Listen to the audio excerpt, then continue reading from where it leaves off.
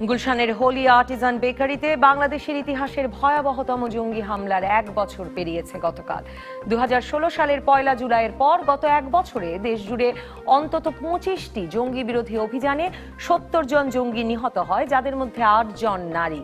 ১ বছর বাদে মাত্র গতকাল হোলি আর্টিজানে নিহত জঙ্গিদের ময়নাতদন্তের প্রতিবেদন পেয়েছে পুলিশ, তবে এখনো মামলার চার্জশিট হয়নি। গুলশান হামলার পর ভয়াবহ জাতীয় ও আন্তর্জাতিক প্রতিক্রিয়া আর জঙ্গিদের শক্তি নিয়ে তীব্র শঙ্কার মধ্যেই ১ বছর বাংলাদেশে আর কোনো বড় হামলা হতে পারেনি। শুধু তাই নয়, বন্ধ হয়েছে জঙ্গিদের টার্গেট কিলিংও। লন্ডন, প্যারিস, ব্রাসেলস, বার্লিন সহ সারা পৃথিবীতে অভিনব সব নৃশংস পদ্ধতিতে হামলা চালিয়ে সেসবের কৃতিত্ব দাবি করা আন্তর্জাতিক সন্ত্রাসী সংগঠন আইএস গুলশান হামলায় জড়িত থাকার কথা বললেও পুলিশ ও সরকার বাংলাদেশের জঙ্গিদের দলটিকে নব্য জেএমবি নামে ডাকে এবং দাবি করে তাদের হাতে হত ও আটকের পর গুলশান হামলার সঙ্গে জড়িত আর মাত্র ৫ জনের হদিশ পাওয়া বাকি তাদের। কিন্তু অন্য নামে অন্য কোনো দল এমন নৃশংসতার জন্য প্রস্তুত হচ্ছে না, এমন বিশ্বাসের কারণ কি? ২০০৫ সালে সারা দেশে একযোগে বোমা হামলার জন্য জেল খাটা একজন যদি ২০১৭-র গুলশান হামলার অন্যতম পরিকল্পনাকারী হয়ে থাকে, তাহলে পুলিশি অভিযানে সমস্যার সমাধান এটাই বা ভাববার কারণ আছে কি?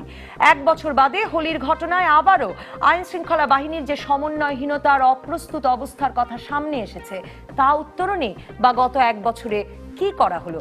এসব প্রশ্নের উত্তর খুঁজতে আজ রাজকাহন স্টুডিওতে আছেন ডিএমপির counter terrorism and transnational crime ইউনিটের প্রধান মনিরুল ইসলাম, নিরাপত্তা বিশ্লেষক ও বিডিআর এর সাবেক মহাপরিচালক lieutenant general Moinul Islam PSC, এবং যুক্তরাষ্ট্র থেকে স্কাইপে আমাদের সঙ্গে যুক্ত হবেন ইলিনয় স্টেট ইউনিভার্সিটির সরকার ও রাজনীতি বিভাগের অধ্যাপক আলী রিয়াজ।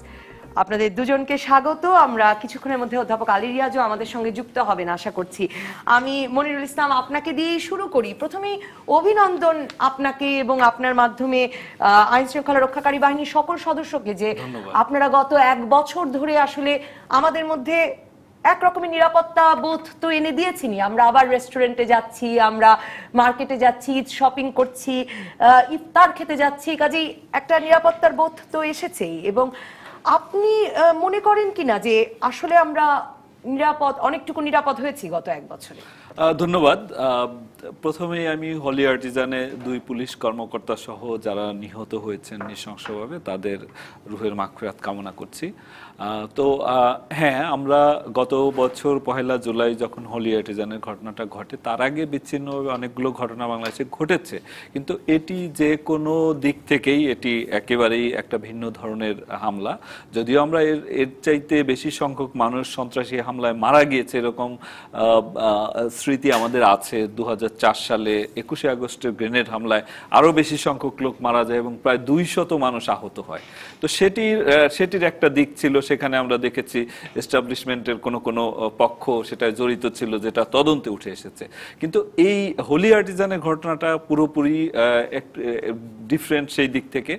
এইখানে অনেকগুলো দিক, নতুন মাত্রা এটা যোগ করেছে, ফলে এক ধরনের অনিশ্চয়তার শঙ্কা এটি তৈরি হয়েছে। সাধারণ মানুষ যারা খেতে গেছেন তারা হঠাৎ করে আক্রমণের শিকার হলেন। পাশাপাশি এমন আক্রমণকারীদের এটিও কিন্তু ভিন্ন একেবারে। মানে আমরা জানি যে সন্ত্রাসবাদে লিপ্ত হওয়ার যে ক্লাসিক্যাল কারণ যেগুলো, তার ভিতরে দারিদ্র্য, তারপরে অপেক্ষাকৃত কম শিক্ষিত কিংবা মাদ্রাসা শিক্ষিত। কিন্তু এই প্রথম দেখা গেল, আগে আমরা পেয়েছি বিচ্ছিন্নভাবে। মনিরুল ইসলাম, আপনার কাছে জানবার অনেক কিছু কাজে আমি যদি ছোট ছোট করে প্রশ্ন করি, যে এই যে আপনি বলছেন হোলি আর্টিজান থেকে আমরা আসলে জানলাম যে না, মাদ্রাসা পড়ুয়া দরিদ্র ছেলেরা শুধু এটা করছে না, ইংলিশ মিডিয়াম পড়ুয়া, বিশ্ববিদ্যালয়ে পাশ করা, বিদেশ থেকে ফেরারা করছেন, নারীরা যুক্ত আছেন, সপরিবারে অনেকে যুক্ত হচ্ছেন। এই যে এখন আপনি বলছেন যে আপনার বরাতেই আমরা জানতে পাচ্ছি যে আর ৫ জনকে ধরা বাকি, মানে যারা নাটের গুরু এই গুলশান হামলা, তাহলে আপনারা মোটামুটি নেটওয়ার্কটি পুরো ধরে ফেলতে পারবেন এবং আগামী বছর দেড়েকের মধ্যে এরা নিষ্ক্রিয় হয়ে পড়বে, এরকম একটা। কিন্তু আরেকটা কেউ তৈরি হচ্ছে না, কারণ হোলি আর্টিজানের আগে তো এদের খবর আপনারা জানতেন না। এদের খবর জানতাম না তা নয়, কিন্তু এরা তো অনেকগুলো ঘটনা ঘটিয়েছে বাংলাদেশে বিচ্ছিন্নভাবে। নন মুসলিম কমিউনিটি কিংবা মুসলিম কমিউনিটির ভিতরেও শিয়া আহমেদিয়া সম্প্রদায় কিংবা পীর খাদেম, তাদেরকে কিন্তু সেই ঘটনাগুলো ছিল একজন সূত্রে গাথা, সেটা বুঝতেও আসলে আমাদের হোলি আর্টিজান ঘটতে হয়েছে। হয়েছিল? না, আমরা বুঝতে পারছিলাম তো সেই দিক থেকে এখানে যে টার্গেট তাদের ছিল সেটা তারা অ্যাচিভ করতে পারেনি, কিন্তু তারা দেখা গেছে হোলি আর্টিজানে তারা ঘটনাটি ঘটিয়েছে। তো এটা থেকে আমরা বলছি যে এখন আমরা আমাদের এই 1 বছরে ক্রমাগত অভিযানে প্রিএমটিভ ইন্টেলিজেন্স লেড অপারেশনে তাদের যে সক্ষমতা সেগুলো আমরা ভেঙে দিতে পেরেছি। কিন্তু জঙ্গিবাদের যে বিস্তার বা জঙ্গিবাদ, টেরোরিজম, এটা শেষ হয়েছে এটা বলা ঠিক হবে না। এই ঝুঁকিটা থাকবে, এই ঝুঁকিটা কারণ নতুন করে আবার গ্রুপ তৈরি হতে পারে যদি না আমরা আরো কতগুলো, আমরা শুধু অপারেশনাল যে কাউন্টার টেরোরিজম সেই কাজটা আমরা ল এনফোর্সিং এজেন্সি করে থাকি, কিন্তু এর বাইরেও আসলে অনেকগুলো কাজ করার আছে যাতে যাতে এই জঙ্গিবাদের শেকড় যেখানে, জঙ্গিবাদের অনুপ্রেরণা যেখান থেকে পাচ্ছে, যে ডগমা বা ডকট্রিন তারা ব্যবহার করে এই যে এই রেডিকালাইজ করছে, ওই রেডিকালাইজেশনের জায়গাগুলোতে কাজ করতে হবে। এই কাজটা সরাসরি ল এনফোর্সিং এজেন্সি নয়, এখানে অন্যান্য স্টেক হোল্ডার্স স্টেটের তাদেরও মানে আরো শক্ত এবং কার্যকর ভূমিকা রাখার প্রয়োজনীয়তা রয়েছে। লেফটেন্যান্ট জেনারেল মইনুল ইসলাম, আপনার কাছে জানতে চাইবো যে আপনি পুলিশি অভিযান যথেষ্ট বলে মনে করেন কিনা, আর কি করবার আছে, আপনি নিরাপদ বোধ করছেন কিনা এই 1 বছর বাদে, নাকি আপনার মধ্যে সেই শঙ্কা এখনো রয়েছে? আপনাকে ধন্যবাদ। প্রথমে আমি অর্থাৎ 1 জুলাই তারিখে, যেটা আমি বলি ব্ল্যাক ফ্রাইডে, কারণ শুক্রবার রোজার সময় মানুষের মধ্যে একটা পবিত্র একটা ভাব থাকে, ওই সময় 27 রোজা, এই সময়টাতে সবাই একটা রিল্যাক্স মুডে থাকে যে রোজা শেষ হয়ে আসছে এবং পুণ্য অর্জন করলাম, আল্লাহর হুকুম পালন করলাম, ইত্যাদি ইত্যাদি। তো সেই সময় যারা সেদিন মৃত্যুবরণ করেছেন, আমি সকলের রুহের মাগফিরাত কামনা করছি। এর মধ্যে যারা বিদেশে ছিলেন, আসলে ওরা আমাদের কোনো পার্টি না এখানে, তারা কিন্তু কোনো কিছু না, তারা ব্যবসার কারণে, বিজনেসের কারণে আসছিল। এবং বাংলাদেশ সবসময় একটা বন্ধুসুলভ একটা দেশ, আমরা আতিথেয়তা খুব পছন্দ করি, যে কোনো বিদেশি লোকরা আমরা খুব আতিথেয়তা প্রদান করি, তারা বোঝে এটা, তারা এটা। সেইখানে আমি বলবো যে এত যে সন্ত্রাসী যারা ছিল, আজকে আমি পেপারে যেগুলো পড়লাম গত 2 দিনে, যে তারা কতদিন আগে তারা পরিকল্পনা করেছিল, এটা আসলে আগে জানা ছিল না আমাদের কাছে, বিভিন্ন পেপার হয়তো তারা বলেছে যে তারা এইটার জন্য তো প্রিপারেশন নিয়েছে 4 মাস আগের থেকে। তারপরে প্রিপারেশন নিয়ে তারা অস্ত্র সংগ্রহ করেছে, লোক সিলেক্ট করেছে, টাকা সংগ্রহ করেছে অস্ত্রের সাথে। এগুলো কি আপনাদের পত্রিকাগুলো বলছে যে এগুলো জিজ্ঞাসাবাদের মাধ্যমে বিভিন্ন সময় এই তথ্যগুলো বেরিয়ে এসেছে, এই তথ্যগুলো ঠিক আছে? তো ফেব্রুয়ারি থেকেই তো প্রস্তুতি, এটা বিভিন্ন পত্রিকায় বিভিন্ন সংবাদ মাধ্যমে বিভিন্ন ভাবে এসেছে, কিছু কিছু ঠিক আছে, সব যে ঠিক আছে তাও নয়, আবার সব এখন পর্যন্ত তদন্তের স্বার্থে আসলে বলাও যাবে না। এখনো আবার 2-1টা পয়েন্টে আমাদের এখনো তদন্ত বাকি আছে, সেই কারণেই আমরা এই মামলার তদন্ত শেষ করতে পারছি। এটা কিন্তু মানে যেটা টেকনিক্যাল ওয়ার্ডে যেটা বলে, এটা বলে রেড বলে, যে টার্গেট স্থায়ীভাবে আছে, একটা গ্রুপ আরেকখান থেকে এসে তার উপরে হামলা করলো, এটাকে রেড বলে। একটা রেড, ক্লাসিক্যাল রেড তৈরি করার জন্য অবশ্যই তাদের প্ল্যান করতে হবে কোথায় রেড করব, রেডের মধ্যে আমি কী কী জিনিস ব্যবহার করব, এই রেডটা করলে আমার লাভ কতটুকু হবে, জঙ্গিদের কি দরকার জানান দেওয়া প্রথমে যে আমরা আছি, এবং আন্তর্জাতিকভাবে তাকে একটা ঝাঁকি দেওয়া একটা আছে, এবং মানুষের মনে একটা ভীতি ঢুকে দেওয়া। সেই আমেরিকান টুইন টাওয়ারের পরে সকলে ভীতি ঢুকে গেছে না, আমরা এখন আমেরিকান যে কোনো ইমিগ্রেশনে যে যাই বলে, জুতা খুলেন, বেল্ট খুলেন, কম্পিউটার অন করেন, সব করি, একটা কথা বলি না, কারণ বাইচান্স যদি আমাকে আটকায় দেয় প্লেনের ভিতরে, এই একটা ভয় কিন্তু সবাই ঢুকে দিয়েছে, এবং সেই ভয় তারা ঢুকে দিয়েছিল। আমি এখানে একটু বলবো যে অবশ্যই আমাদের আইন শৃঙ্খলা রক্ষাকারী বাহিনী, আমি বলবো যে তারা সবাই ভালো কাজ করছে, এতে কোনো সন্দেহ নাই। কারণ ওনাদেরকে একটা ট্রেনিং দেওয়ার টার্গেট দেওয়া হয়, ওনারা প্রশিক্ষণ দেন, ওনাদেরকে বাজেট লজিস্টিক দেওয়া হয়, তারা একটা কার্যক্রম শুরু করেন। কিন্তু আমার যে বলার কথা সেখানে যে আসলে 4 মাস হোক 5 মাস হোক, তারা একটা সময় প্ল্যান শুরু করেছে। ওদের বয়সটা কিন্তু আমরা যেটা দেখেছি, আমরা যারা যারা নিহত হয়েছেন সন্ত্রাসীর বয়স কিন্তু 20-25-এর ভিতরে, আর্লি 20s। সো এই ধরনের বয়সে কতটুকু তার ম্যাচিউরিটি, তারা একটা প্ল্যান করে ফেললো। কিন্তু এর বিপক্ষে আইন শৃঙ্খলা রক্ষাকারী বাহিনী, সশস্ত্র বাহিনী, এদের কাজ কি? আমরা তো জানি এই ধরনের ঘটনা কিন্তু আমাদের আগে পৃথিবীতে বিভিন্ন জায়গায় বিভিন্নভাবে হয়েছে। প্লেন নিয়ে 2টা বিল্ডিংয়ের মধ্যে তারা ঢুকে পড়লো। তো এই ধরনের ঘটনা তো ঘটেছে, এই ধরনের ঘটনা ঘটার বিপরীতে আমাদের একটা প্রস্তুতি সবসময় নিতে হবে। মানে আমরা অনেক সময় হয়তো বলি যে এটাই ফার্স্ট ঘটনা, এই জন্য আমরা একটু ঘাবড়ায় গেছিলাম, কিন্তু আইন শৃঙ্খলা রক্ষাকারী এটা বলার তো কোনো তাদের মানে আপনি বলছেন যে কেন গোয়েন্দা তথ্য না থাকলো না না না, কেন? সকলে যে গোয়েন্দা তথ্য এক জিনিস, আর যারা স্ট্রাইকিং ফোর্স তারাও আরেক জিনিস। তারা তো এই সবগুলি এনভায়রনমেন্টের মধ্যে তাদের রিহার্সাল এবং প্র্যাকটিস করারই কথা। এই জন্যই আমাদের বাহিনী তো সারাক্ষণে তৈরি থাকার কথা। আপনি একটা রিহার্সাল এবং প্র্যাকটিসের অভাব বলছি না আমি, মানে যথাযথ রিহার্সাল হলে হয়তো। কারণ উনি আজকে আমি দেখেছি ওনার পেপারে একটু বলেছেন যে যখন রেড মানে যদি স্ট্রাইক করতো তাও হয়তো তার আগেই মেরে ফেলা হয়েছিল। এটা তো আসলে আমরা এখন জানতে পারছি, কিন্তু আমরা তখন কিন্তু টেলিভিশনে শুনেছিলাম যে আমাদের অবজারভেশন আছে, যোগাযোগ আছে, চেষ্টা করছে নেগোসিয়েশন করার জন্য ওদের সাথে। এই সমন্বয়হীনতা আর অপ্রস্তুত অবস্থার কথা সেই সময়েও আলোচিত হয়েছিল। এবার 1 বছর বাদেও আপনাকেও এই প্রশ্নের উত্তর বিভিন্ন জায়গায় দিতে হচ্ছে। আমি সেদিকে আমাদের উত্তরণের কতদূর হলো আপনার কাছে শুনবো, কিন্তু তার আগে আমি অধ্যাপক আলী রিয়াজ আপনাকেও স্বাগত জানাতে চাই এবং আপনার কাছে জানতে চাইবো যে আপনি মনে করেন কিনা যে গত 1 বছরে আমরা আইন শৃঙ্খলা রক্ষাকারী বাহিনীকে যতটা সক্রিয় দেখেছি জঙ্গি দমনে, আমি এর আগে মনে করতে পারি না যে শহরে শহরে গিয়ে জঙ্গি বাড়ি পাওয়া যাচ্ছে, জঙ্গি দমন হচ্ছে। এটা কি মানে আরো অনিরাপদ বোধ করবার কারণ নাকি নিরাপদ বোধ করবার কারণ? দেখুন নবনীতা, ঠিক এইভাবে উত্তর দেওয়া যাবে না যে নিরাপদ বা অনিরাপদ কিভাবে এই জঙ্গি অভিযানগুলোর থেকে আমরা কি জানতে পারছি। জঙ্গি অভিযানগুলোর থেকে আমরা প্রথমত যেটা জানতে পারছি যে সারা দেশে আসলে জঙ্গিদের অবস্থান আছে। এই তথ্যগুলো আমরা সংবাদপত্রে দেখছি এবং কাউন্টার টেররিজমের যে সমস্ত এফোর্ট, এবং মনিরুল ইসলাম সাহেব বলেছেন এই কথাগুলো। তো তার মানে হচ্ছে যে পরিস্থিতিটা এরকম দাঁড়িয়েছে যে তাদের এক ধরনের উপস্থিতি সারা দেশে আছে, এবং যদি উপস্থিতি সারা দেশে থাকে তার মানে হচ্ছে এই পর্যন্ত যে সমস্ত পদক্ষেপ নেওয়া হয়েছে তার সত্ত্বেও আপনি এই জঙ্গিদের উপস্থিতিকে একেবারে নিঃশেষ করতে পারছেন না। সেটা সম্ভব হলো, আমি বলছি না যে একেবারে সম্ভব হলো, কিন্তু শুধুমাত্র এই পদ্ধতি দিয়ে আপনি জঙ্গিবাদকে মোকাবেলা করতে পারবেন। আমি আসলে যেভাবে দেখি গত 1 বছরের পরে, 1 বছর পার হওয়ার পরে এসে দাঁড়িয়ে আমি আসলে 3টা প্রশ্ন সাধারণত করি। সেটা হচ্ছে যে আমরা কি জানলাম এই যে ধরুন 1 জুলাইয়ের ঘটনা গত বছরের, তা থেকে আমরা কি জানলাম, কি শিখলাম, কিংবা ধরুন যে কেন ঘটলো, এই ধরনের পরিস্থিতি কেন ঘটে, কিংবা তৃতীয় প্রশ্ন যেটা তাহলে ভবিষ্যতে আমরা ঠেকাবো। এখন এই কি জানলাম সেটা কিন্তু খুব স্পষ্ট নয় এখন পর্যন্ত, 1 বছর পরও স্পষ্ট নয়।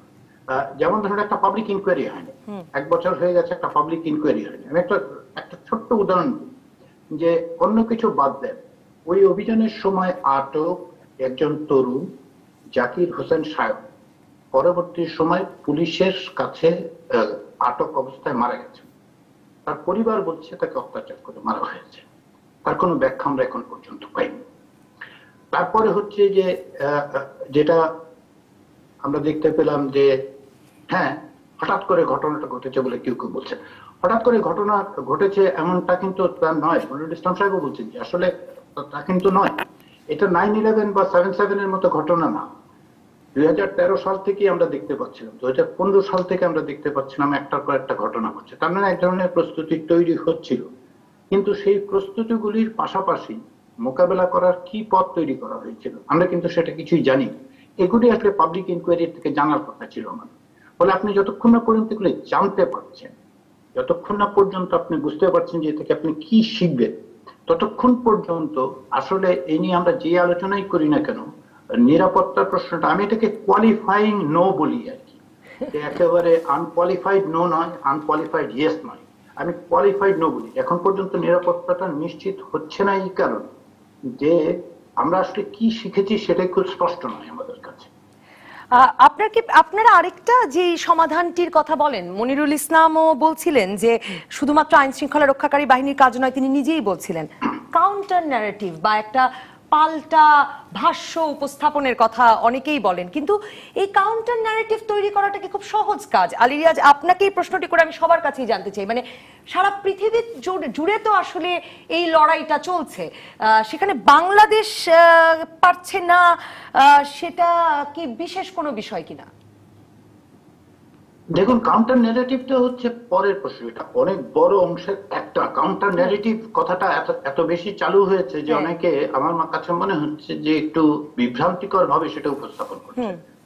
প্রথম কথা হচ্ছে যে কোনো ধরনের টেরোরিজম মোকাবেলা করার জন্য কাউন্টার টেরোরিজমের যদি একটা স্ট্র্যাটেজি আপনি চিন্তা করেন, তার মধ্যে যে সিকিউরিটি অপারেশন গুলো হচ্ছে সেগুলো তার একটা পার্ট, যে কোনো অবস্থাতে সিকিউরিটি অপারেশন গুলো থাকবে, সেটা আপনি অস্বীকার করতে পারবেন না, সেটার প্রয়োজন আছে। কিন্তু সেটা একমাত্র হলে হবে না, তার বাইরে যেটা আছে ল এনফোর্সমেন্ট এলিমেন্ট, যেটা মনিরুল ইসলাম সাহেব বলেছেন যে ল এনফোর্সমেন্টের দায়িত্বটা ওনাদের, অবশ্যই ওনাদের, এবং ওনারা সেই কাজটা করতে পারবেন, তাদেরকে রিসোর্স দিতে হবে, তাদেরকে অন্যান্য বিষয় দিতে হবে, কিন্তু তাদের উপরে কেবলমাত্র নির্ভর করলে হবে না। তারপরে যেটা সেটা হচ্ছে আপনার কাউন্টার র্যাডিক্যালাইজেশনের প্রশ্ন। এখন কাউন্টার র্যাডিক্যালাইজেশনের মধ্যে আছে ডি র্যাডিক্যালাইজেশন আছে, ডিসএঙ্গেজমেন্ট আছে, এবং তার একটা পার্ট হচ্ছে প্রিভেনশনের মধ্যে হচ্ছে ওই কাউন্টার ন্যারেটিভ।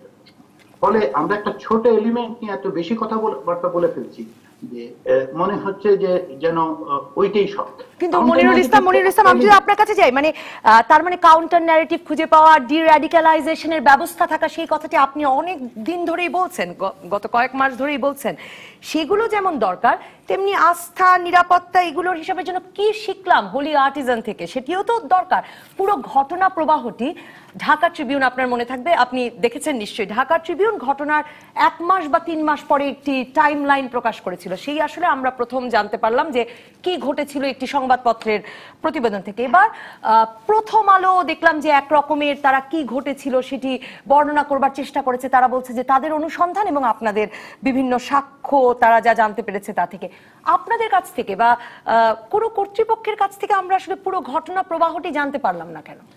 দেখুন, আমরা তদন্তকারী সংস্থা, তো তদন্তের ক্ষেত্রে তদন্তের ফলাফল কিন্তু একেবারে শেষে কোর্টে জমা দেওয়া হয়, ফলে তদন্তকারী সংস্থা এত ডিটেলস বলার কোনো সুযোগ নেই।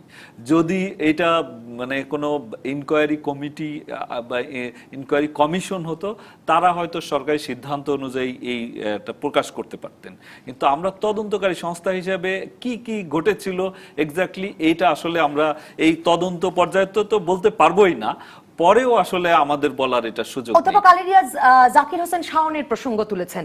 আমার মনে আরেকজন নিয়ে প্রশ্ন আছে, সেটি হচ্ছে হোলি আর্টিজানের ভেতরে আপনার মনে থাকবে সেখানকার একজন শেফ সাইফুল, তিনি নিহত হয়েছিলেন।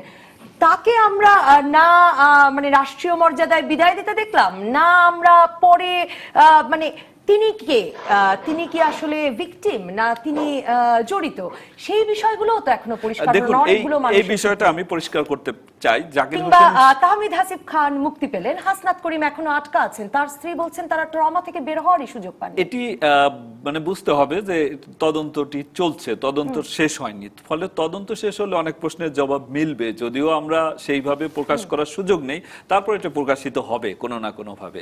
আর জাকির হোসেন শাওন পুলিশ কাস্টডিতে মারা যায়নি, সে হাসপাতালে মারা গিয়েছে, হাসপাতালে চিকিৎসাধীন অবস্থায় মারা গিয়েছে, সে পুলিশ কাস্টডিতে ছিল না, কখনো ছিল না, ওখানেই কোনোভাবে গুলিবিদ্ধ হয়েছে, সে হয়তো পালিয়ে আসার সময় গুলিবিদ্ধ হয়েছে বা আহত হয়েছে কোনোভাবে, হাসপাতালে ছিল, হাসপাতালে থাকা অবস্থায় মারা গেছে। আর 5 জন টেরোরিস্ট বাহির থেকে 5 জন গিয়েছিল, এটি আমরা নিশ্চিত হয়েছি, এটি বিভিন্ন মাধ্যমে এসেছে, আমরা সিসিটিভি ফুটেজ দেখেও নিশ্চিত হয়েছি যে 5 জন গিয়েছে। আর ভিতরে ইন্ট্রুডার থাকতে পারে, যে ভিতর থেকে দেখা যায় যে অনেক ক্ষেত্রে অনেক টেরোরিস্ট অ্যাটাকের ক্ষেত্রেই দেখা গেছে যে ভিতরের কেউ সহায়তা করে। তো সেই ক্ষেত্রে সাইফুল ইসলাম চৌকিদার সে মারা যায় ওই 5 জনের সাথে, যে 5 জন বেরিয়ে এসেছিল, অর্থাৎ যে টেরোরিস্ট 5 জন। তো সেই দিক থেকে এখনো যেহেতু ওই 5 জনকে জীবিত ধরা যায়নি, তারা মারা গিয়েছে, এবং পরবর্তীতে যাদের ধরা হয়েছে মানে মূল মাস্টারমাইন্ড যারা ছিল, পরিকল্পনার সাথে ছিল, এদেরকে জীবিত ধরা সম্ভব হয়নি, এরা দে আর কিল্ড ইন অ্যাকশন। তো তারপরে এ পর্যন্ত 13 জন মারা গিয়েছে। অনেকগুলো প্রশ্ন বা অনেকগুলো এখন আমাদের কয়েকজনকে আমরা বলেছি যে 5 জনকে আমরা অন্তত পক্ষে 5 জনকে আমরা খুঁজছি, এই 5 জনের অন্তত 3 জন খুব গুরুত্বপূর্ণ, যারা হয়তো এই বিষয়ে কিছু তথ্য দিতে পারবে বলে আমরা আশাবাদী, কারণ আমরা ইতোপূর্বে যারা 3 জন স্বীকারোক্তিমূলক জবানবন্দি দিয়েছে, পাশাপাশি ভিকটিম যারা ছিলেন জীবিত, যাদেরকে উদ্ধার করা গেছে, তাদের সকলেরই জবানবন্দি, এবং সেটা বিজ্ঞ আদালতে রেকর্ড করা হয়েছে। বিরতিতে আমি যাব, বিরতি থেকে ফিরে লেফটেন্যান্ট জেনারেল মইনুল ইসলাম আপনার কাছে জানতে চাইবো যে এনকোয়ারি কমিশনের কথা খুব হচ্ছে, 1 জুলাইয়ের বর্ষপূর্তিতে, কিন্তু মানে ইনকোয়ারি হলেই, তদন্ত কমিশন হলে আসলে কি লাভ হয়? মানে আপনি বিডিআর এর অভিজ্ঞতা থেকে যদি আমাদের বলেন, কারণ সেই কমিশনের রিপোর্টও তো আমরা জানতে পারিনি, কাজে অভিজ্ঞতা থেকে জানবার সুযোগ কমিশন হলেই হয় কিনা সেটাও আমি আপনার কাছে জানতে চাইবো। দর্শক থাকুন রাজকাহনে।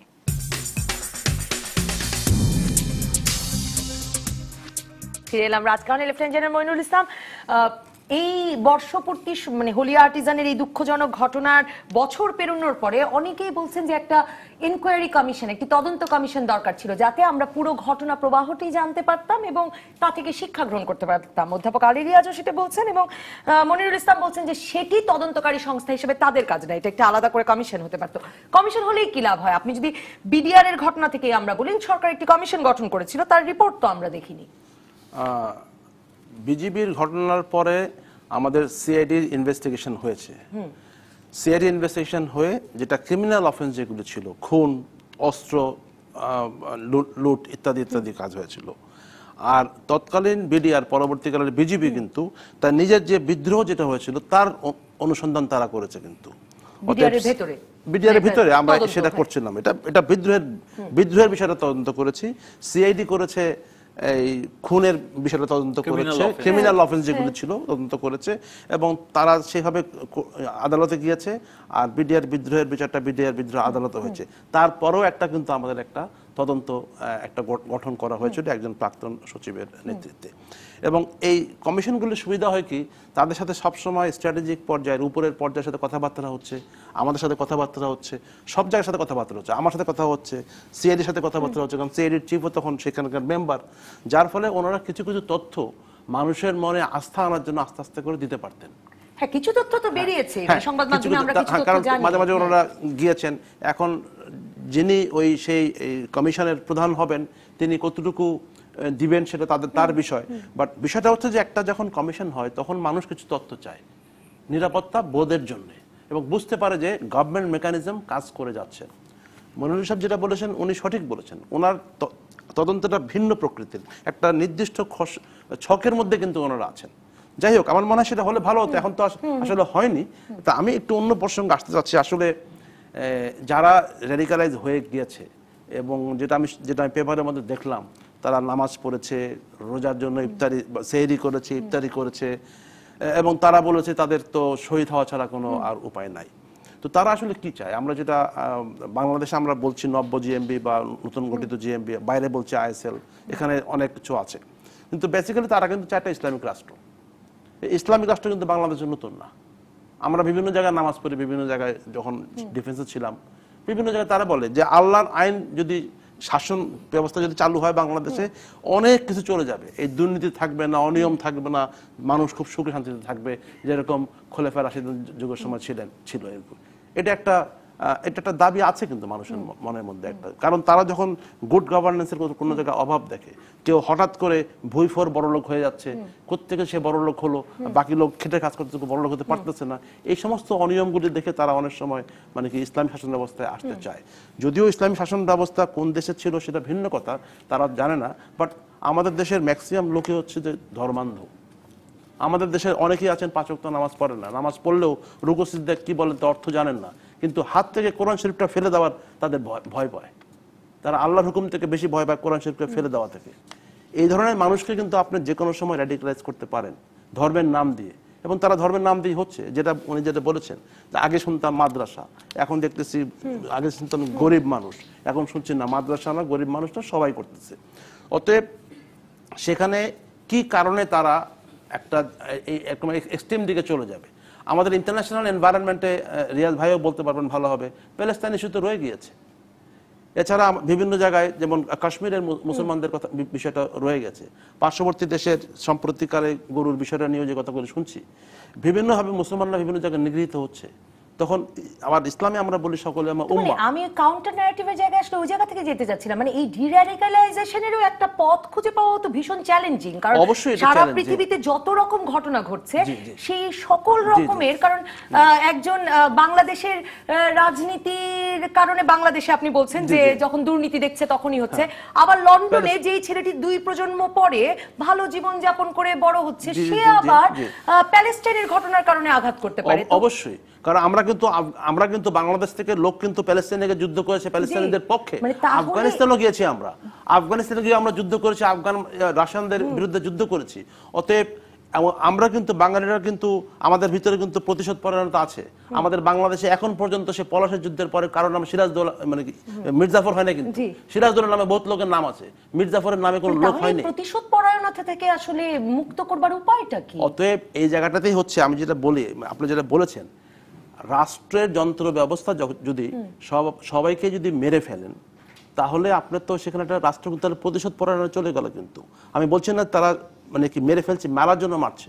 আমি বলছি যতটা সম্ভব এই সমস্ত সন্ত্রাসীদের গ্রেফতার করা যেত, যেগুলি কল্যাণপুরে বলেন, বিভিন্ন জায়গায় বলেন। আমার যদি ঠিক মনে থাকে অনেক অভিযানের সময় তো রীতিমতো আত্মীয় স্বজনী নিয়ে সেটা ভিন্ন কথা। তবুও যদি মাকে বাইরে আসতে বলা হলো, তবুও যদি যেটা রিয়াজ ভাই যেটা বলেছেন, তবুও যদি আমরা কিছু লোককে বাঁচাতে পারতাম, সেই লোকের সাথে আলোচনা করে তার মনটা যদি গলানো যেত, সে যদি তার ভুলটা বুঝতে পারতো।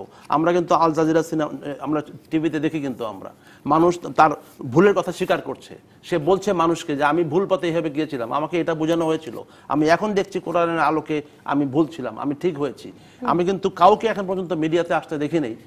মিডিয়াতে একটা বড় একটা পাওয়ার আমাদের দেশে, সব পৃথিবীতে পাওয়ার একটা, দুই একজনকে মিডিয়াতে আসলে এটা বলার কোনো সুযোগ নাই, কারণ সুপ্রিম কোর্টের একটা রুলিং রয়েছে যে কোনো অভিযুক্তকে ক্যামেরার সামনে আনা যাবে না। আমি সেটা বলছি না, আমি সেটা হচ্ছে যে মনে করেন সেই লোকটাকে আপনারা ছেড়ে দিয়েছেন, কিন্তু সেই লোকটা যদি স্বীকার করে নেয় যে আমি আগে লো লেভেলে শুরু করি আমরা, সে লোকটা যদি সবার সামনে পাবলিকলি বলে, তার চেহারা আমি রাখলাম, গোপন রাখলাম, অসুবিধা নাই কোনো, তার পরিচয় গোপন রাখলাম, কিন্তু কিভাবে তারা রেডিকালাইজেশনটা করে, কোন আলোকে করে, কোরআনের কোন আয়াত নিয়ে কথা বলে, সেই বিষয়ে যদি আমাদের বড় বড়, আমি যেটা শুনেছি আমাদের একটা গ্রুপ বোধহয় অনেকগুলি বোধহয় দিয়েছেন, তারা ওই যে ফতোয়া জারি করেছেন। এতে কাগজে ফতোয়া দিলে তো হবে না, এগুলো তো তার সাথে আলোচনা করতে হবে যে কিনা ওই ফতোয়া মানতেছে না। যে মানে আপনি মানে দীর্ঘ সময় ধরে আসলে রাজনৈতিক ইসলাম নিয়েও গবেষণা করছেন, আপনার কাছেই যদি জানতে চাই যে প্রশ্নটি লেফটেন্যান্ট জেনারেল মইনুল ইসলাম তুললেন, যে একদিকে দেশের ভেতরে দুর্নীতি, রাজনৈতিক অস্থিরতা, এই নিয়ে রাগের প্রতিফলন ঘটে,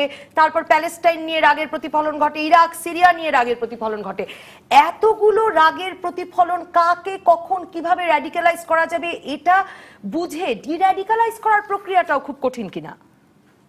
কঠিন, কিন্তু আমার কঠিন নয়। আপনি যদি ফর্মুলাটা বুঝতে পারেন, ফর্মুলা এই অর্থে আমি বলছি যে মৌলিক বিষয়টা বিবেচনা করুন। দুটো এলিমেন্ট আছে, একটা হচ্ছে ড্রাইভার, একজন লোককে ড্রাইভ করে। ড্রাইভার হচ্ছে গ্লোবাল এলিমেন্ট থাকে, যেটা প্যালেস্টাইনের ইস্যু আছে, গোটা পৃথিবীর মুসলমানরা আসলে ডিপ্রাইভড হচ্ছে, তাদের ক্ষতি হচ্ছে, এইরকম একটা অনুভূতি হতে পারে। এগুলো কোনো পার্সোনাল প্রভাব হতে পারে, একেবারে ব্যক্তিগত হিউম্যানিটেশনের কারণে খুব সহজ করে মানে লোকে বুঝতে সহজে। অধ্যাপক আলী রিয়াজ, আমি এই প্রশ্নটি খুব গুরুত্বপূর্ণ, আমি এই প্রশ্নটি নিয়ে আপনার কাছে আসবো, আবার আরেকটু ভালো লাইন যখন পাবো আমরা আবারও চেষ্টা করব। কিন্তু মনিরুল ইসলাম, আপনার কাছে আমার একটা প্রশ্ন, যেই প্রশ্নটিও আবার উঠেছে, যে আপনারা 90 জেএমবি নামে এদের ডাকেন, এরা এদেরকে কি নামে ডাকে? এবং সংবাদ মাধ্যমের খবরেই বলছে যে আপনারা মনে করছেন যে তামিম চৌধুরী এদের অন্যতম প্রধান ছিলেন, তার উপরেও যে কেউ ছিলেন কিনা, এবং তামিম চৌধুরীকে কে নিয়োগ করলেন, এই বিষয়গুলো মানে আপনারা কি, গতকালই আমি দেখছিলাম যে একটি আলোচনায় একজন বলছেন যে আসলে হয়তোবা পুলিশ তামিম চৌধুরী পর্যন্তই যেতে পেরেছে। দেখুন, এখানে শুধুমাত্র যে মৌখিক সাক্ষ্যের উপরে আমরা, ওরাল স্টেটমেন্টের উপর আমরা নির্ভর করছি সেটি নয়। যে জায়গায় অভিযানগুলো হচ্ছে, সেখানে তাদের লিটারেচার পাওয়া যাচ্ছে, সেখানে তাদের ইলেকট্রনিক ডিভাইসগুলো পাওয়া যাচ্ছে, সেখানে কারা তাদের মজলিসের সদস্য, কারা তাদের মানে মাস্টার ট্রেনার, কি পরিকল্পনা সবই আছে। আর এই যে মানে হ্যাঁ মারা গিয়েছে অনেকে, এটা ঠিক, আবার ধরাও তো পড়েছে, জীবিত ধরা পড়েছে। তারা কিন্তু বিজ্ঞ আদালতে স্বীকারোক্তিমূলক জবানবন্দি দিয়েছে, সেখানে তার যে অপরাধ, তার যে পার্ট ছিল কোন হত্যাকাণ্ডে কি, সেটা কিন্তু ক্লিয়ারলি স্টেটমেন্ট দিয়েছে। পাশাপাশি তারা বলেছে যে আমরা জেএমবি থেকে আমাদের মতবিরোধ হওয়ার কারণে আমরা ওখান থেকে বের হয়ে এসে 90 জেএমবি গঠন করেছি। এটি স্টেটমেন্ট যেটা বিজ্ঞ আদালতে দিয়েছে, তো সেটার ভিত্তিতে আমরা দিচ্ছি। তো আর এই যে এদের যে সমস্ত লিটারেচার আমরা পাচ্ছি, ইলেকট্রনিক ডিভাইসগুলো আমরা এটা ফরেনসিক করে যে তথ্যগুলো পাচ্ছি, তাতে মূলত আমরা এদের যে মানে স্ট্রাকচার, অর্গানাইজেশনাল স্ট্রাকচার এবং অন্যান্য যে সমস্ত কারা কারা তাদের নেতা আছে এগুলো কিন্তু আমরা পেয়েছি। তো সেইটার ভিত্তিতেই আমরা বলছি, এটি এমন নয় যে আমাদের মনে হলো এটা শুনতে ভালো বলে আমরা দিয়েছি বা তামিম চৌধুরী পরে আমরা যেতে পারিনি, এই বিষয়টা এরকম নয়।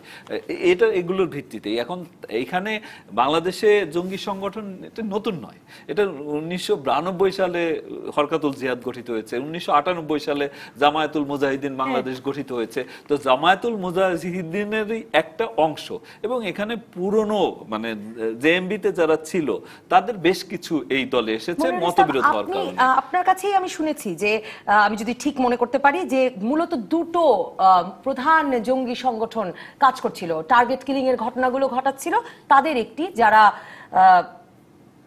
নব্য জেএমবি মানে আইএস মতাদর্শের বলে মানে আইএস যাদের বিভিন্ন ঘটনার দায় স্বীকার করেছে, সেই প্রতিষ্ঠান সেই সংগঠনটি হোলি আর্টিজান ঘটিয়েছে এবং এর আগে কিছু বিদেশি হত্যা এই ঘটনাগুলো ঘটিয়েছে। আর আরেকটি শাখা ছিল যারা ব্লগারদের হত্যা করছিল, আনসারুল ইসলাম আর আনসারুল্লাহ বাংলা টিম, আনসারুল ইসলাম অথবা আনসারুল্লাহ বাংলা টিম হিসেবেও পরিচিত। এটি এরা মূলত আল কায়দার যে সমস্ত ইন্টারপ্রিটেশন রয়েছে তাদের স্ট্র্যাটেজিগুলোকে ফলো করে। তাদেরকে ধরার আপনাদের মানে তাদেরকে কত দূর যেতে পারলেন তাদের ক্ষেত্রে যে ঘটনাগুলো তারা সংগঠিত করেছে সেগুলোর যে অর্থাৎ ব্লগার ক্লিং এবং পাবলিশার ক্লিং, তারপর গে রাইট অ্যাক্টিভিস্ট, এই ক্ষেত্রে অনেকগুলো মামলায় আমরা মানে মোটামুটি ডিটেকশন হয়ে গেছে, কোনটায় চার্জশিট দিয়েছি, একটা মামলায় অলরেডি বিচার হয়েছে রাজীব হায়দার ওই গ্রুপের। তো গত বছর এপ্রিল মাসে জুলহাজ মান্নান এবং মাহবুব তনয় এরপরে এপ্রিলের পরে তারা আর এখানে কোনো ঘটনা ঘটাতে পারেনি, কারণ তাদের নেটওয়ার্কও আমরা অনেকটা দুর্বল করতে দিতে পেরেছি। এবং ওই গ্রুপটাতে অন্যতম একজন ছিল মেজর জিয়া। তো সেও বর্তমানে নিষ্ক্রিয় হয়ে পলাতক অবস্থায় আছে, কারণ সক্রিয় থাকলে আমাদের ইন্টেলিজেন্সে আমরা কোনো না কোনো ভাবে খবর পেতাম ওই গ্রুপটা। ফলে ওই গ্রুপটা গত বছর এপ্রিলের পরে তাদের আর কোনো অ্যাক্টিভিটিস আসলে বাংলাদেশে দেখা যায়নি। জি, কিন্তু লেফটেন্যান্ট জেনারেল মইনুল ইসলাম যে প্রশ্নটি তুলেছিলেন যে খবর পেতাম আর কোনো মানে ওই কয়েকটি ঘটনা তো ঘটছিল, ঘটার পর এই এত বড় একটি প্রস্তুতির খবর চোখ এড়িয়ে যাওয়াটা একটা বড় আশঙ্কার কারণ কিনা? দেখুন, বিষয়টা সেরকম নয়। এখানে টুইন টাওয়ার হামলার ব্যাপারে ইন্টেলিজেন্সের ক্ষেত্রে বলা হয় যে ল্যাক অফ ইমাজিনেশন, বা মুম্বাই অ্যাটাক যেটা হয়েছে, মানে বলা হয় ল্যাক অফ ইমাজিনেশন, তারা ভাবতেই পারেনি যে এত বড় একটা ঘটনা ঘটতে পারে। তো এইখানে এই ইয়েটা ছিল হোলি আর্টিজানকে তারা রেস্টুরেন্টকে তারা বেছে নিতে পারে, ইন্টেলিজেন্স ছিল যে তারা ঢাকায় একটা কিছু করার চেষ্টা করছে।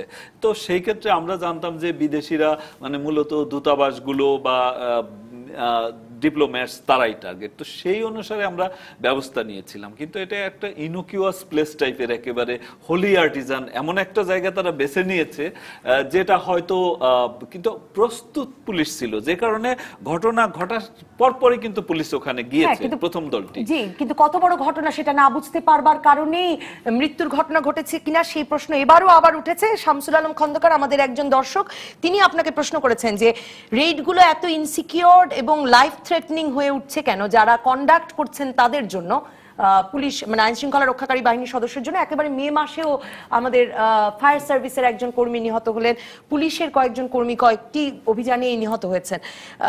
সেটা কি ধরনের প্রিকশন আপনারা নিচ্ছেন, আপনারা প্রস্তুত কিনা?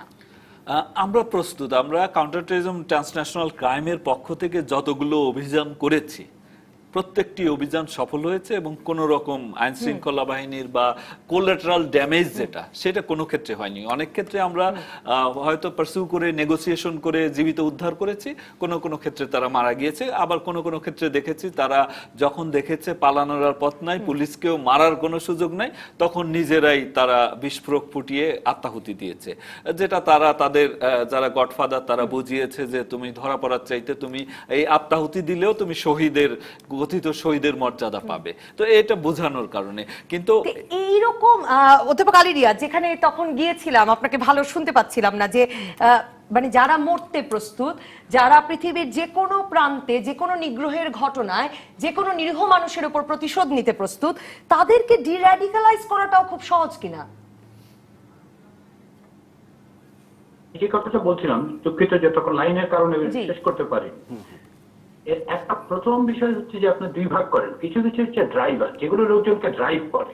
হ্যাঁ, এখন সেটা যেটা বলছিলাম পার্সোনাল ট্রমা হতে পারে, সেটা ওই প্যালেস্টিনিয়ান ইস্যু হতে পারে, এগুলো হচ্ছে ড্রাইভার। কিন্তু এনেবলিং এনভায়রনমেন্ট, একটা অনুকূল পরিবেশ না থাকলে এসব ড্রাইভার কোনো কাজে দেয় না।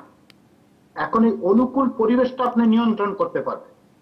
এমনিতে একটা বিপদ কি জানেন, অনুকূল পরিবেশ গোটা পৃথিবী জুড়ে অনুকূল একটা পরিবেশ তৈরি হয়ে আছে, তাই তো? এখন তার মধ্যে যদি আপনি দেশের মধ্যে করেন, এখন এই অনুকূল পরিবেশগুলো কি?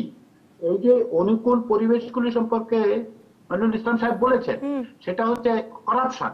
সম্প্রতি আপনার ট্রান্সপারেন্সি ইন্টারন্যাশনাল একটা রিপোর্ট করেছে, এবং সেই রিপোর্টটা আপনি যদি পড়েন, যে আইসিসের যে সমস্ত ভিডিও আপনি যদি দেখেন, একটা মেজর ইস্যু তারা এমফেসাইজ করে, সেটা হচ্ছে করাপশন। যদি ইম্পিউনিটি থাকে, করাপশন থাকে, মার্জিনালাইজড হয় লোকজন। এখন মার্জিনালাইজেশনের বিভিন্ন উপায় আছে, কিন্তু এখন ইউরোপে যেভাবে হবে, নর্থ আমেরিকা সেভাবে হবে না, বাংলাদেশে অন্যভাবে হবে। আপনি এলিমেন্ট হিসেবে যদি ধরেন কথা বলার জায়গা থাকছে না, কিংবা ধরেন করাপশন প্রচুর হচ্ছে, ইম্পিউনিটি তৈরি হচ্ছে, রুল অফ ল থাকছে না, তারপরে হচ্ছে আপনার রাইটস গুলো এনশিওর করতে পারছেন, এগুলো অনুকূল পরিবেশ। এগুলি নিজে নিজে কাউকে রেডিকালাইজ করে না, রেডিকালাইজ করার ড্রাইভারটা থাকে অন্য জায়গায়, কিন্তু এইগুলো তাকে একটা সুযোগ তৈরি করে দেয়, ওই জায়গাটা বন্ধ করে। মানে কাজে অনুকূল পরিবেশটা ড্রাইভার গুলো সেগুলো অ্যাড্রেস করে। তার মধ্যে একটা হচ্ছে রিলিজিয়ান, কিন্তু রিলিজিয়ান একমাত্র কারণ নয়, কিন্তু আরো অনেক ঘটনা থাকে। ফলে সবাইকে যে ধরে আপনি সেটা পারবেন আমি তাও মনে করি না। ওভারঅল এনভায়রনমেন্টটা যদি আপনি ঠিক রাখতে পারেন। সেক্ষেত্রে অনেকেই যে প্রশ্নটি করে, আপনার কাছে এটাই আমার শেষ প্রশ্ন অধ্যাপক আলী রিয়াজ, সেক্ষেত্রে অনেকেই যে প্রশ্নটি করেন সেটা হচ্ছে যে না হয় বাংলাদেশে হচ্ছে, তাহলে লন্ডন, নিউ ইয়র্ক, মানে জার্মানি, প্যারিসের নিস, ব্রাসেলস, মানে ছোট বড় সব শহরে ট্রাক নিয়ে ছুরি নিয়ে, মানে এরকম একটি মাইন্ডলেস যুদ্ধের বিরুদ্ধে লড়াই করা কি করে? না না, এটাই তো আসলে চ্যালেঞ্জ এই জায়গায়। কিন্তু আপনি মিলিয়ে ফেললে হবে না যে লন্ডনে যে কারণে হচ্ছে আর ঠিক একই কারণে ঢাকায় হবে, তা আপনার মনে করার কোনো কারণ নেই। ওভারঅল পয়েন্টটা হচ্ছে যে ড্রাইভার গুলো কি এবং এনেবলিং এনভায়রনমেন্ট কি।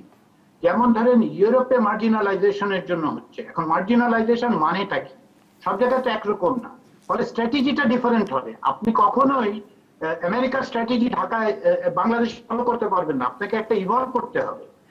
অসংখ্য ধন্যবাদ, আমার মনে স্পষ্ট হয়েছে। ধন্যবাদ অধ্যাপক আলী রিয়াজ। কখনো ঢাকায় এলে এই স্ট্র্যাটেজির বিভিন্নতা নিয়েও বিভিন্ন দেশে আপনার সঙ্গে বিস্তারিত কথা বলবার আশাবাদ রইল।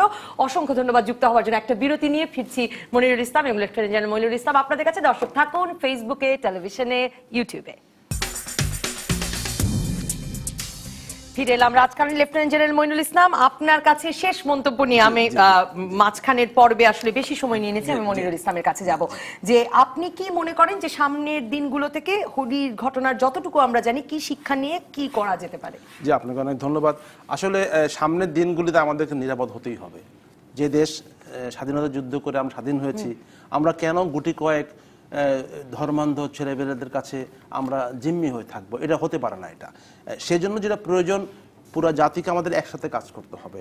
আমি বলতেছি রাজনীতির মাধ্যমে আমাদের থাকতে হবে দেশের ভিতরে, এবং সকল রাজনীতির মাধ্যমে আমাদের নিরাপত্তা বোধ নিতে হবে। এর মধ্যে পুলিশ, সেনাবাহিনী, অন্যান্য সকলের সহায়ক ভূমিকা পালন করবে, বাট মেন পরিচালনা শক্তি হবে রাজনীতি। এখানে যে সমস্যাটা যেটা হচ্ছে, আমি মনে করবো যে ধর্মকে নিয়ে কিন্তু শুধু ইসলাম না, খ্রিস্টান, ইহুদি ধর্ম নিয়ে কিন্তু সবাই রাজনীতি করেছে। আমাদের এখানে যখন আমি দেখি যে কি মুসলিম রাষ্ট্রপ্রধানদের একটা সম্মেলন হচ্ছে, মুসলিম রাষ্ট্রের জন্য কোরআনে কথা বলা নাই। মুসলিম রাষ্ট্র আবার কিভাবে হয়? ধর্ম আসে মানুষের জন্য আসছে। মুসলিম প্রধান জনগোষ্ঠী বাস করে, তাকে বলা যেতে পারে একটা মুসলিম জনগোষ্ঠী বেশি রাষ্ট্র। মুসলিম রাষ্ট্র বলে কোনো জিনিস নাই, রাষ্ট্রের কোনো হজ নেই, রাষ্ট্রের কোনো জাকাত নাই। তো এইগুলি আমরা বলি। তারপরে এই যে ধর্মনিরপেক্ষতা, সেকুলার, ধর্ম বর্ণ নির্বিশেষে রাষ্ট্র তারা আইন করবে, মানুষের জন্য ধর্ম নিরপেক্ষতা না, মানুষের বিশ্বাস মানুষের কাছে থাকবে। আমাদের সূরা কাফির স্পষ্টভাবে বলা আছে, তোমার ধর্ম তোমার কাছে, আমার ধর্ম আমার কাছে। আরেকটা জিনিস বুঝতে হবে যে আসলে কি আমাদের এই দেশে কি শুধু একটা ধর্মের লোক বসবাস করবে, বাকি সব ধর্মের লোক মেরে ফেলবো আমরা? তাও তো ঠিক না এটা। অতএব আমাদেরকে এই বিষয়গুলো নিয়ে খোলামেলা আলোচনা করতে হবে একেবারে, এবং থ্রেড দিয়ে আলোচনা করতে হবে সবার সাথে। এদিকে আসো, বসো, হুজুরা কি বলতেছেন শুনি আমরা। সবখানে তারা প্রতি শীতকাল আসলেই সারা বাংলাদেশে রাষ্ট্র থেকে শুরু হতে হবে না পরিবার থেকে? বোথ সাইড, টপ ডাউন হলে সবচেয়ে ভালো হবে। ধর্ম নিয়ে রাজনীতি যখন বন্ধ হয়ে যাবে তখন অটোমেটিক সব চলে যাবে।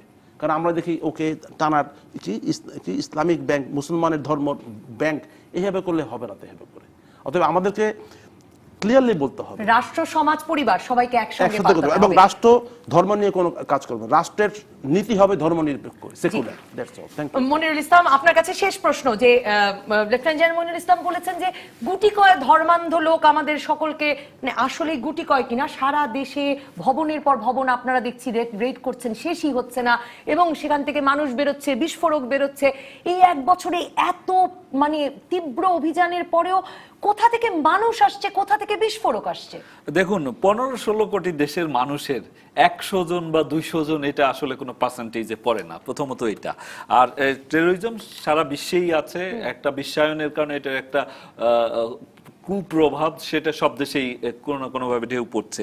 তো আমরা মনে করি যে বাংলাদেশের মানুষের যে নেচার, এইখানে মানুষ ধর্মভীরু, এখানে ধর্মের একটা উদার দিক আছে। সুফিজমের হাত ধরে এই দেশে ইসলাম এসেছে, ফলে এখানের মানুষ কোনো ধরনের উগ্রবাদকে পছন্দ করে না। আবার গত কয়েক দশকে ব্যাপক পরিমাণে উগ্রবাদীদের টাকাও দেশে ঢুকেছে, সেটা তবে উগ্রবাদকে ইন জেনারেল মানুষ, সাধারণ মানুষ, ধর্মভীরু মানুষ, তারা উগ্রবাদকে পছন্দ করে না। ফলে আমরা মনে করি যে সরকার যে পদক্ষেপগুলো নিয়েছে, বিশেষ করে হোলি আর্টিজানের পর মাননীয় প্রধানমন্ত্রী সবাইকে আহ্বান করেছে জঙ্গিবাদের বিরুদ্ধে রুখে দাঁড়াতে, এবং আমরা দেখেছি 99% লোক কিন্তু জঙ্গিবাদের বিপক্ষে তাদের সুস্পষ্ট অবস্থান সেটি ব্যক্ত করেছে। তো সেই দিক থেকে আমরা মনে করি এই যে আমরা বলি ব্যক্ত করেছে, কিভাবে ব্যক্ত করেছে, সকলে মাঠে নেমেছে, এমনকি মাদ্রাসা শিক্ষক, মাদ্রাসা স্টুডেন্ট থেকে শুরু করে সকলেই ঘৃণা প্রকাশ করেছে। আমরা দেখেছি যে যারা মারা গিয়েছে তাদের বাবা মা, আত্মীয় স্বজনরা পর্যন্ত তাদেরকে ডিজোন করেছে, তাদের ডেড বডি পর্যন্ত বেওয়ারিশ লাশ হিসেবে আসলে দাফন হয়েছে। তো এটা আসলে ঘৃণা প্রকাশের একটা বড় জায়গা। এতে করে তাদের রিক্রুটমেন্ট প্রসেস যেটা শুরু হয়েছিল সেটা বন্ধ হয়ে গেছে। আবার অনেকে যারা দলে এসেছিল তারা অনেকে দল ত্যাগ করেছে। সপরিবারের লোকজন তো যোগ দিচ্ছেন। এখন নতুন করে আসলে যোগদানের সংখ্যা খুবই কম, একেবারেই কম, নমিনাল। ফলে আমরা মনে করি কোনোদিনই এই দেশে এই যে এত বড় সমৃদ্ধ একটা ট্রেডিশনাল হিস্ট্রি, কালচার, বাঙালি কালচার প্রধান অ্যান্টিডোট টেরোরিজমের, তো এইগুলো একদম শেষ প্রশ্ন, সমন্বয়হীনতা, প্রস্তুতিহীনতার আগে অভিযান চালালে লোক বাঁচানো যেত, এরকম প্রশ্নগুলো এবারে উঠেছে। কে কার পরে অভিযান চালাবেন, কে আগে আসলে যাবেন, এরকম একটি ঘটনা মানে না ঘটুক, কিন্তু যদি ঘটে তাহলে সেটা কি ঠিক হয়েছে? এই স্ট্র্যাটেজিগুলো কি ঠিক হয়েছে গত এক বছর? ফার্স্ট রেসপন্ডার সব জায়গাতেই, যেহেতু ল এনফোর্সমেন্ট মানে ল অর্ডার রক্ষা করার দায়িত্ব পুলিশের, ফার্স্ট রেসপন্ডার অলওয়েজ পুলিশ।